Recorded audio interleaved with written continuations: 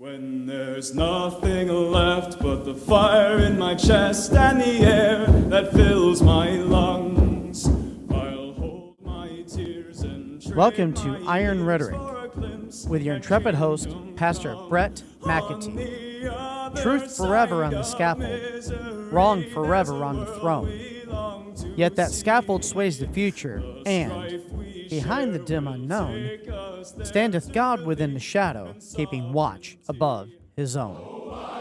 Good evening, or morning, or afternoon, wherever you're at, whatever time of day it is. We're glad you're here with us on Iron Inc. We're overwhelmed with appreciation that you decided to listen in.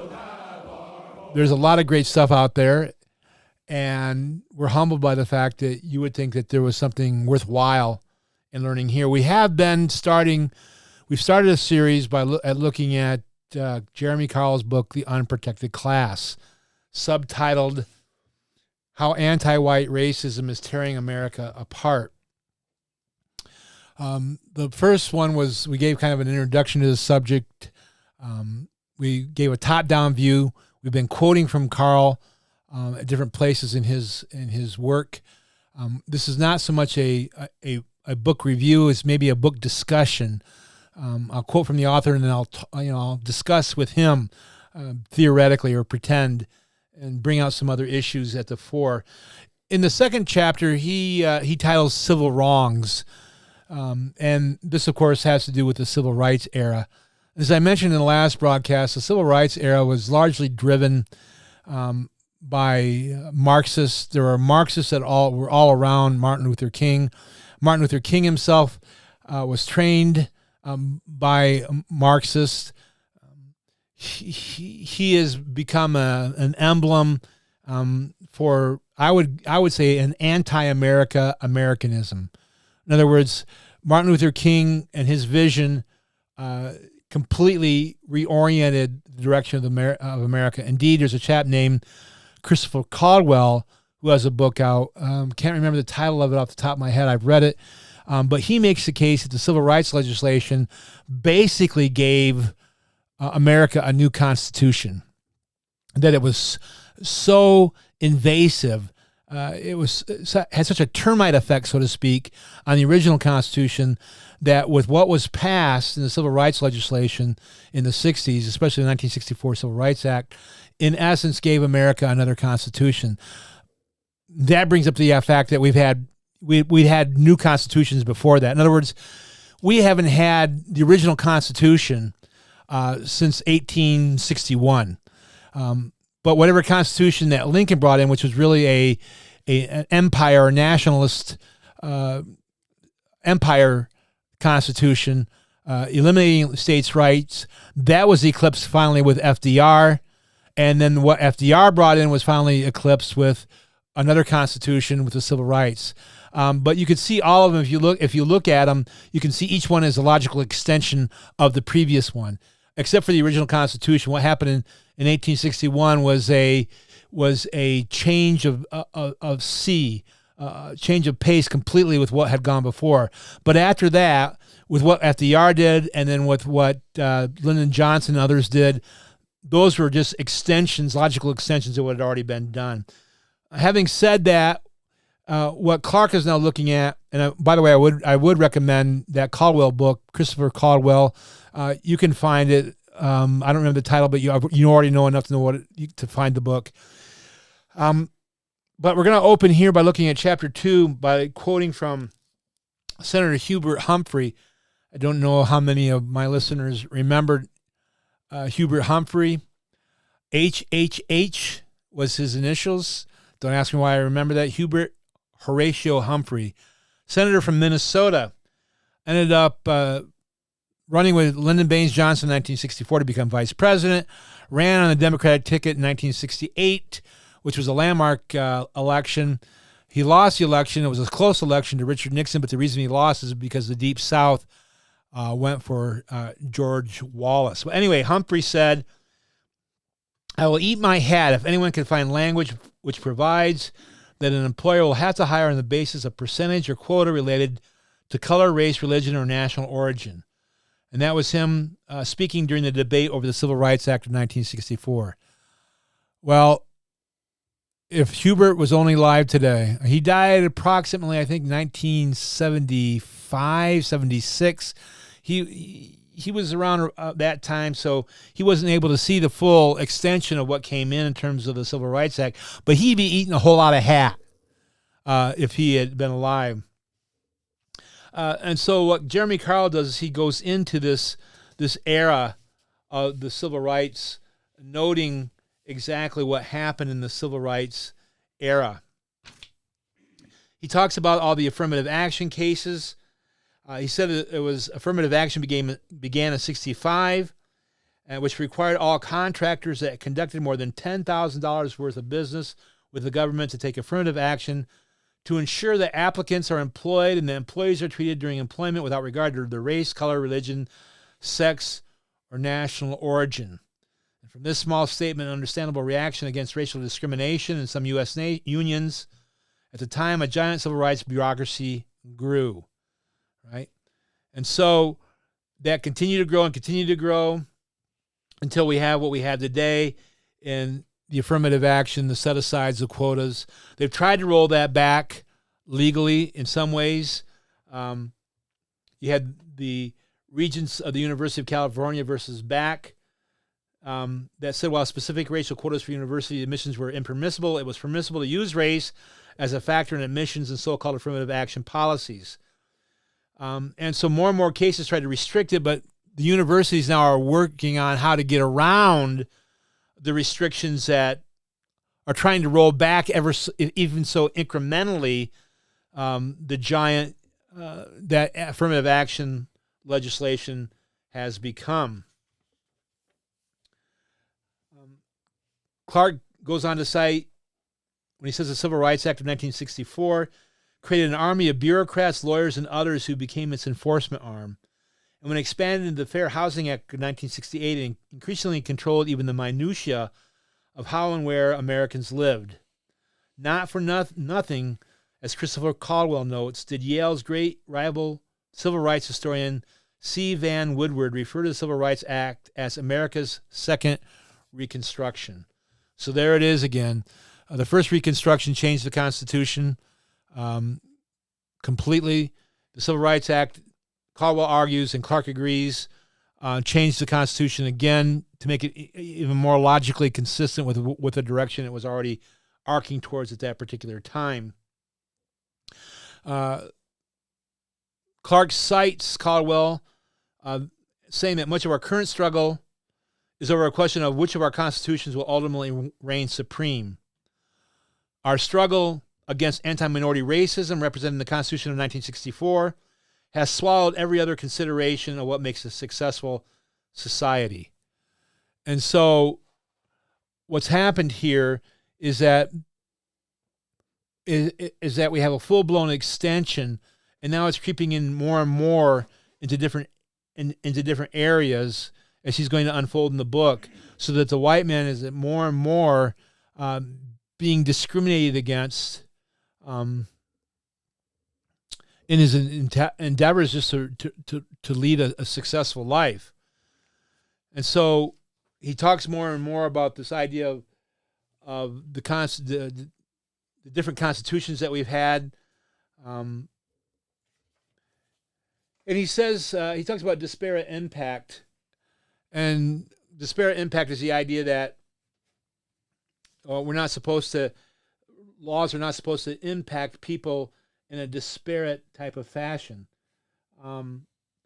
This disparate impact has been a pillar of the anti-white discrimination enforced in the civil rights law.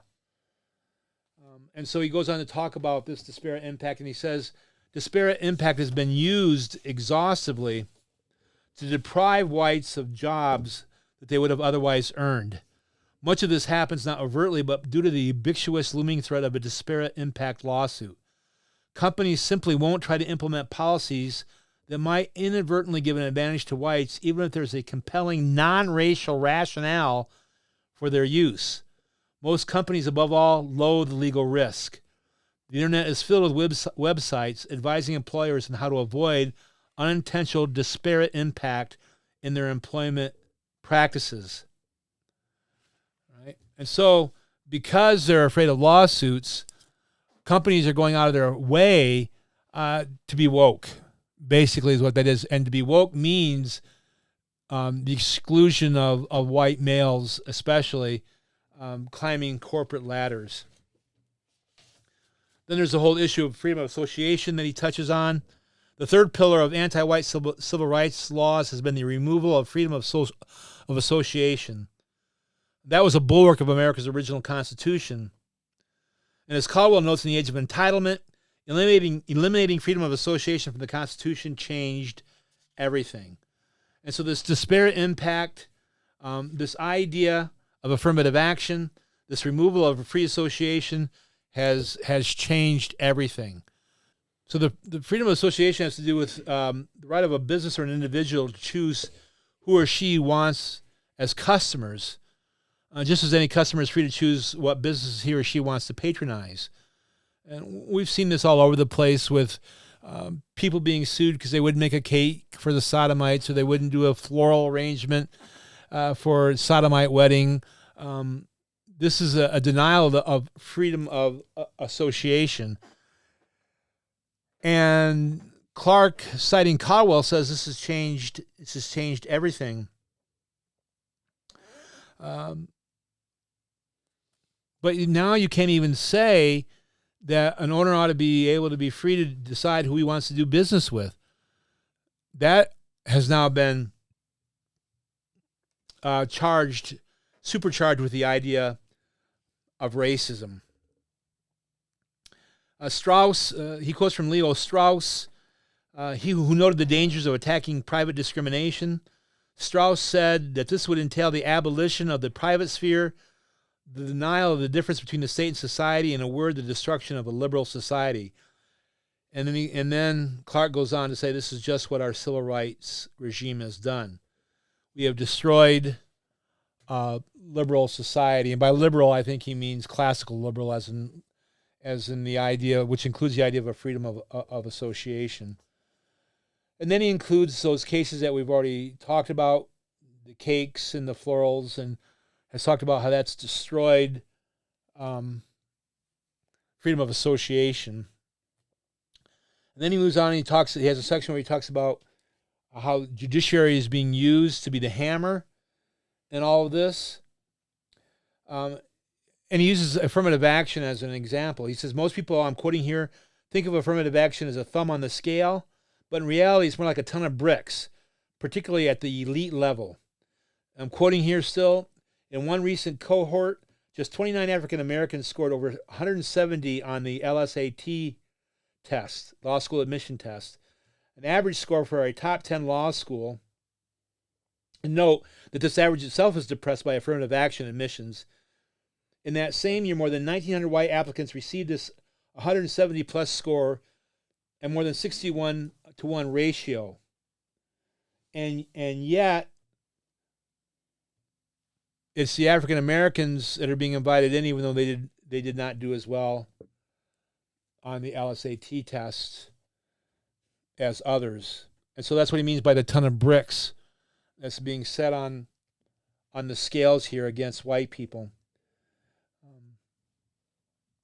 He goes on, he talks about the different ways that people are being appointed to the bench. Of the 97 federal judges, he says that Biden approved during the first 2 years of his term, just 5 were white men, a group that, in addition to scoring highly, make up 50% of the total attorneys, while 22 were black women. So roughly 23% of Biden's judges were coming from a group that generously might have had 0.5% of the highly qualified candidates for the position. And so what's being done here is, because you're white, even if you're qualified, it doesn't matter. You're being appointed on the basis of your skin color.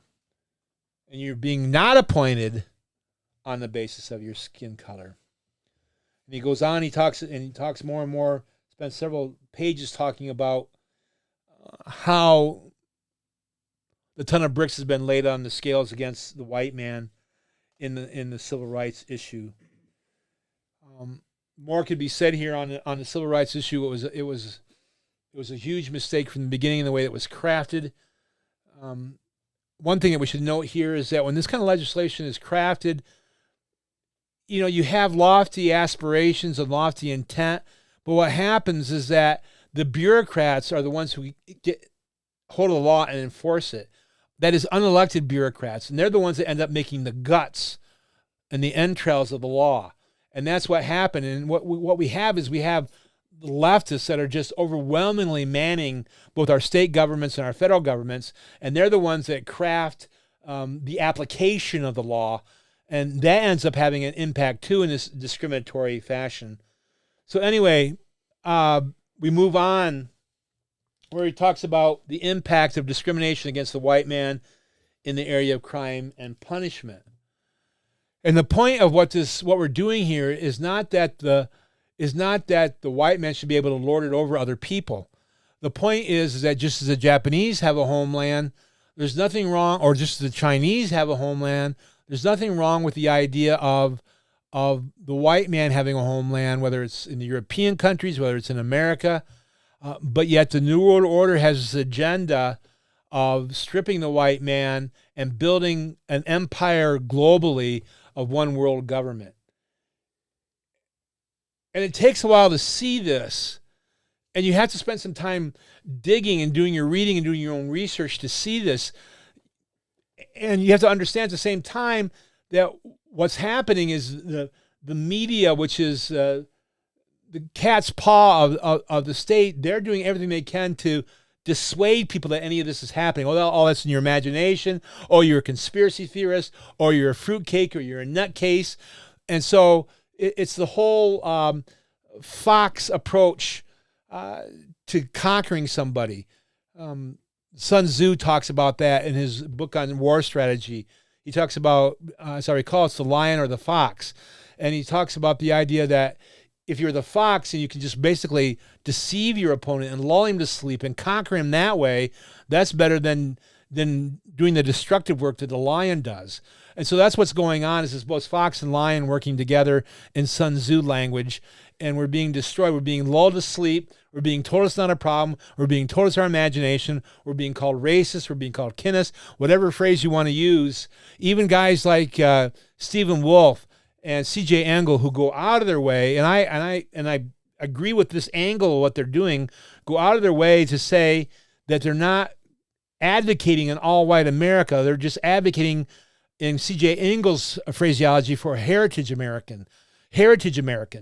And I have no problem with that concept as he explains it. That's exactly what I'm angling for. I'm not angling for, most kinists I know are not angling for, an all-white Christian identity America. We're angling for an America that existed in 1972, let's say. And we should not have any reason to be ashamed of not wanting to be demographically and civilizationally transformed into something that is not what we desire. In chapter 3, Jeremy Clark goes on to talk about this demographic and civilizational transformation in the area of crime and punishment. He quotes, interestingly enough, Laventry, I'm getting that wrong. Well, I'll just use his last name since I can't pronounce the first name. Beria, who is the head of the Stalin's secret police. Show me the man and I'll find you the crime. Of course, the idea there is it's irrelevant whether or not he's actually guilty of something. If he's the right profile, then that's all I need. And he talks about how crime and punishment has shifted in terms of being more and more angled against the white man. He talks about what happened with the chap there in Wisconsin, Kyle Rittenhouse. Here we find it was a clear case of self-defense, and yet because he was on the wrong side of the narrative and because he was seen as being white, Rittenhouse was pursued, thrown into a trial where he could have been convicted. Of course, he was eventually exonerated. But the point that he's making is that if that had been a minority shooting white people, he never would have been taken to trial. He talks about the Jacob Blake case in 2020. They went to serve an arrest. The police went to serve an arrest on a man named Jacob Blake after his girlfriend and the mother of his children, who had recently taken out a restraining order against him, called the police and let them know Blake was trespassing and hassling her. As it turned out, Blake had taken his girlfriend's car and their children without permission. In addition to the restraining order, police arriving on the scene knew Blake had already had warrants served against him for sexual assault in July and for trespassing and disorderly conduct in May. Blake violently resisted the arrest, continuing to fight after the headlock was put on him. He finally lunged at the police with a knife, at which point he was shot 7 times by a white police officer. And now, all of a sudden, Blake was a hero, and the white man was guilty. It's the same thing that happened with that Brown case in the St. Louis area. I can't remember the name of the exact community. Last name, the perp was Brown. He reached in to a white man's cop's car after he was spoken to by the white cop and basically was assaulting the white cop, and the white cop was afraid for his life and shot the guy. No charges were brought. He was finally cleared, but his name was ruined. His reputation was ruined forever. That is the white cops. And this kind of thing goes on and on again. And what Clark is trying to establish is that if you're white and there's anything that goes on between you and a minority member, the presumption is automatically going to be that you're what? That you're the guilty party. And this whole chapter is committed to showing the fact that the white man is behind the black ball when it comes to the issue of crime and punishment. He notes here, anti-white crime functions as a 21st century de facto pogrom. A pogrom is the idea of a persecution, driving whites out of areas where they had lived for decades, even centuries, as can be documented in a large number of cities during the mid-20th centuries, as he says, he demonstrates in subsequent chapters. And so he looks at the numbers of crime, and there again, I would recommend you can find it by using a search engine, typing in the color of crime, and Clark cites crime statistics.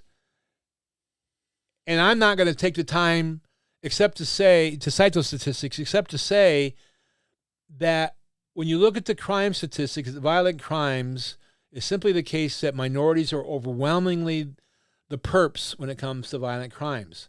Now, again, people don't like hearing that because that's committing the sin of noticing, right? But regardless of whether you're noticing or not, it's true, and you might want to take that into consideration in certain decisions that a person makes. Yet, despite the fact that this is true, it's still the white man who's assumed to be guilty when there's any conflict going on between white men or particular minorities. He cites a political scientist named Wilfred Riley, who investigated more than 350 alleged hate crimes in his 2019 book, Hate Crime Hoax, and determined less than 1/3 were genuine. So he talks about hate crimes because those typically fall on white people. For example, he cites George Zimmerman, who wasn't even white but Hispanic or white Hispanic, and how they went after him in the whole Trayvon Martin case. The hate crime was especially that legislation was passed in order to especially put the white man into the dragnet in order to catch him. And you think about it a second, how much sense does it make to call something a hate crime? Can you name for any crime for me that isn't born of hate? I mean, isn't crime by definition hate? But yet we've made these categories hate crimes where we're trying to determine what's inside somebody's head in terms of their emotional disposition when a crime is committed. And remember, I'm drawing all of this out of a book by Jeremy Carl titled The Unprotected Class. This is not Brett McAtee speaking. This is Jeremy Clark. We're citing from his book, and he's the one that's bringing these facts forward, and we're only saying, yeah, this is true. It's inescapable. And we're praying that more people might step up to the plate, especially, if I might add, more clergy. Because this is something that really should be spoken about in some context. Maybe you're a clergy that thinks only soteriology should be spoken from the pulpit. Fine. Do something in the midweek service. Do something in a men's book group. Do something in some kind of format where you're bringing to attention the fact that the people that made this country are now being discriminated against en masse. Think about, if you're clergy, think about your own children and your own grandchildren if you're white. And to be honest, if you're black, do you think that other minorities are going to be as considerate towards you as the white man has been? Do you think that if other minorities are able to grasp the brass key and be the one in charge, that they're going to be as mindful? Think about the fact that how all this illegal immigration is affecting black unemployment rate. This isn't a good thing for you as a people.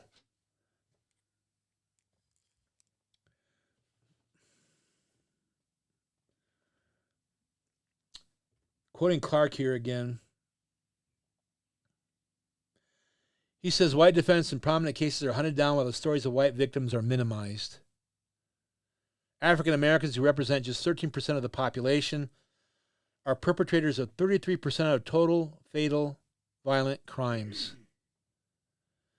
In 2021, in the wake of George Floyd's death, blacks made up more than 60% of murder offenders, a substantial increase from earlier numbers. Jeremy Clark has a lot of courage to note these numbers, because that is definitely committing the sin of noticing. The numbers are far greater, he goes on to say, for multiple assailant crimes, which are more likely to involve strangers. Multiple assailants is kind of like mob activity. In these crimes, 43% of assailants were black, 38% were white, and 16% were Hispanic. And keep in mind, though, of the per capita, how that is to be read in terms of per capita. While crime data on interracial stranger homicides is harder to obtain, one study looking at 9 cities found that whites are more likely to be victims of such crimes than perpetrators. In these cities, 74% of white victims in stranger homicides were killed by African Americans. While for crimes in which the victim was black or Hispanic, just over 10% were killed by whites. When the average upstanding citizen worries about crime, he usually isn't worried about being attacked by friends or family. He's worried about strangers. And it's clear from the data that whites in greater disproportion are the victims and not the perpetrators of these attacks. Yet the media only focuses on the rare instances of the latter. You see this all the time going on, by the way the media hides it. When there's some kind of mayhem on the loose, some kind of an assailant on the loose, you'll never be told it's a black man. But if it's a white man, the media will tell you right up front, we're looking for a white assailant, right? And so more and more, the white man is being discriminated against. And if you have children or grandchildren, it's only going to get worse unless more people start stepping up to the plate and say that's enough. It just can't continue to happen. He has a section on prison challenges and police violence. Heather McDonald has established in some of her works that this whole myth of the idea that whites are going after white cops are going after blacks is a complete myth. I can't remember the name of her book. I've read that one also. Again, Heather McDonald it's got police in the title. And he just underscores that when he talks about police violence. He has a section called The Narrative of Guilt. When a case is racially charged and involves an accused minority, even the most famous so-called exonerations often turn out to be anything but exonerations. For example, he gives the anti-white bias of law enforcement coverage can be seen in the so-called Central Park Five, the horrific 1989 violent rape and near murder of a jogger in Central Park that became one of the most notorious crimes of the last several decades. 5 young black men were sentenced to lengthy prison terms, only later to be exonerated. He puts that in scare quotes. While Linda Fairstein, the attorney who prosecuted them, was exiled from polite society. Right? And so he puts exonerated in scare quotes because he obviously doubts that they were really exonerated. And yet the person who prosecuted them, Linda Fairstein, was exiled from polite society.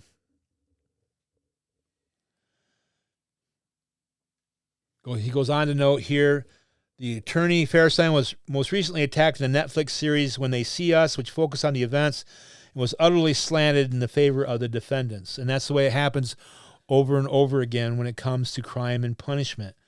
He says the anti-white nature of the criminal justice system is not just a black and white issue.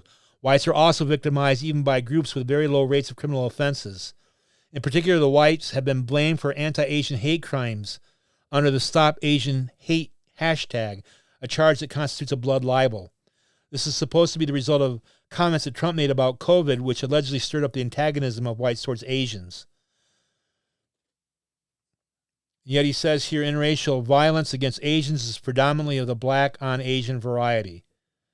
Yet acknowledging this would upset the political coalition between black and Asian anti-white racial activists. And so, again, they create these narratives that are not true, and yet they sell them. They propagandize people. They get people to think about this, and that's why you need to read guys like Jeremy Clark, like Heather McDonald, like Christopher Caldwell, because they're the ones that are pulling back the curtain to show you that this stuff is bogus. It's just not the case. He talks about hate crimes, which we mentioned briefly before. He says the very concept of hate crime is prone to anti-white abuse. Right? And he gives an example here. In 2020, there were a total of 2,871 anti-black hate crimes, according to the FBI goons. During that same time, there were just 869 reported anti-white hate crimes and 279 anti-Asian hate crimes. And yet we know that blacks commit vastly more interracial crimes than whites. And so there again, he's demonstrating the fact that the white man is being discriminated against. In chapter 4, it's titled, There Goes the Neighborhood. And in this chapter, he talks about the fact of how legislation that has to do with housing is hardwired against the white man and in favor of the minorities. So here we've covered chapters 2 and 3, civil wrongs and crime and punishment. And already what Clark is establishing beyond any shadow of a doubt is that the white man is being discriminated against, and that legally so. In other words, it's not just something that's being done by people abstractly. The way the laws have been written, the way the law is being pursued, the way that cases are being adjudicated, if you're white, then you're automatically at a disadvantage, especially if you've committed, if a minority is involved in the crime that's being discussed. And so Clark continues then, we're going to go on subsequent ventures. We're going to continue to look at what Clark does here. I'm giving this a close reading. Again, close is relative because this book is over 300 pages long. We're only hitting the high points.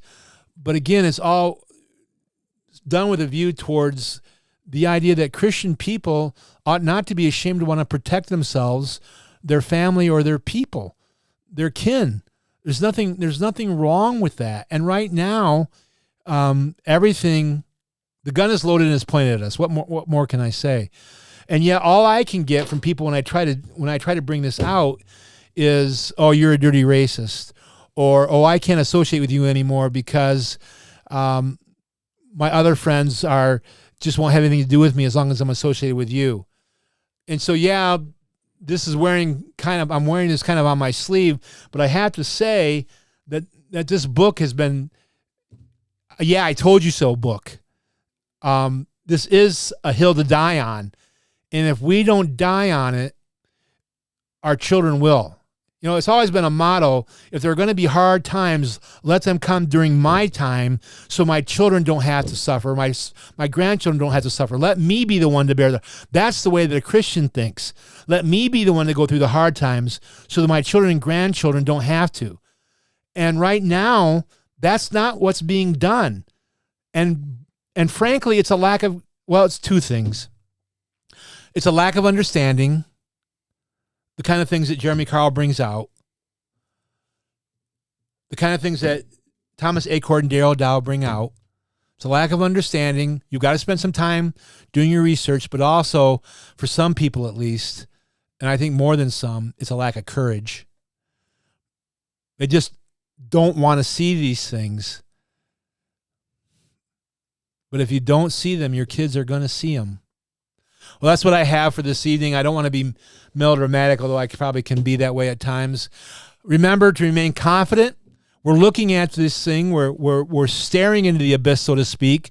But we have to remain confident and optimistic because the Lord Christ omnipotent rules. You cannot fix a problem, right, until you first admit there's a problem. That's the whole idea with an addict. I've never been an addict. But they say with addicts, the first step towards recovery is admitting you've got a problem. And so if we're going to be optimistic, the first step of being optimistic is admitting we have a problem so that we can address the problem and we can start fixing it. And we can do that without hating everybody else. This isn't a clarion call for hatred of other people's. All because you love your own people doesn't mean you hate everybody else, right? This is a call to protect those that God has given us to protect. And that is a biblical thing to do. It's a manly thing to do to want to protect. And those who are not stepping up to protect, I understand that you may be scared. I understand you don't have all the information. But once you have this information, you cannot retreat. Okay, I probably hit that theme enough. We're thankful that you listen. We're thankful for Matt Smith's work as a tech guy here. And do yourself a favor and go out and pick up The Unprotected Class, How Anti-White Racism is Tearing America Apart. Do yourself a favor and educate yourself. You have a question, send it to me. I'm glad to answer any questions that might come in my direction. By all that is holy, do what is right. Godspeed and good night. Oh, brothers, can you hear my voice, or am I all alone? If there's no fire to guide my way, then I will start my own. Thank you for joining us today. Look for us on Spotify, Apple Podcasts, and YouTube Music. Be sure to give us a 5-star review, like, and share.